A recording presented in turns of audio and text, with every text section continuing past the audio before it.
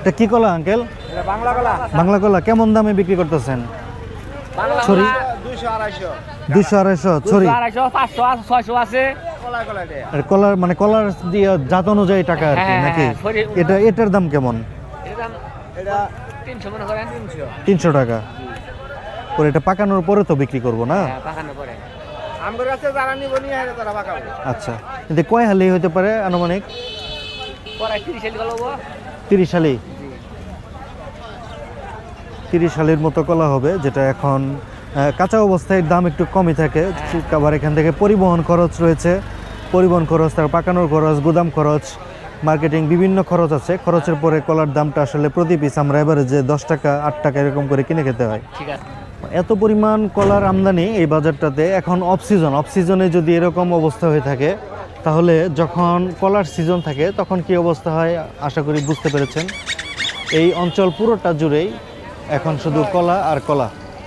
কলা হাড়ি কলা বিশাল হ্যাঁ, কলা হাঁটি এটা। এখন তো অফ সিজন নাকি? হ্যাঁ, সিজন। এখন সিজন, পরবর্তীতে কি পরবর্তীতে একটু কমাবো আর কি। আর কমাইবো?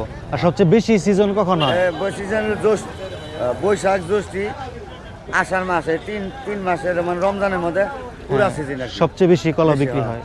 মানে ফিল্ডে ধরে না কলা। আচ্ছা, এখান থেকে অনেক বড় এলাকা জুড়ে তো। এই মাছের থেকে নিয়ে আপনার ওই এইটা শেষ সীমানা আর কি। আচ্ছা, 25 মাইল বাজার রাখ পর্যন্ত? 25 মাইলের কাছাকাছি জায়গা। কাছাকাছি জায়গা, এত বড় বাজার হয়? বিরাট সাগর, ওইদিকে গেলে সাগর, এইদিকে গেলে আপনি আপনি কি করেন? আমি কলা কিনা দিই। কিনে দেন? আচ্ছা। আর সরবি কলা আর হলো এটা। আচ্ছা, মানে এক এক এলাকায় এক এক রকম কলা রাখা হয়। সরবি এক জায়গায়, চাম্পা এক জায়গায়, সাগর হলো এক জায়গায়। সাগর ওই লাস্টে। লাস্টে সাগর। তো সুপ্রিয় দর্শক, শুনতেই পেলেন এখানে আসলে কত বড় কলার হাট এটা। এখন মোটামুটি অফ সিজন চলছে। ফুল সিজন বৈশাখ মাসে শুরু হয়, যখন রমজান শুরু হয় তখন আর কি। কারণ কলা গাছ লাগানোর একটা সময় থাকে, সেই সময়টাতে লাগানোর পরে যখন রমজানে কলাটা বেশি পরিমাণে পাওয়া যায়, সেভাবেই আসলে কলার গাছগুলি লাগানো হয়।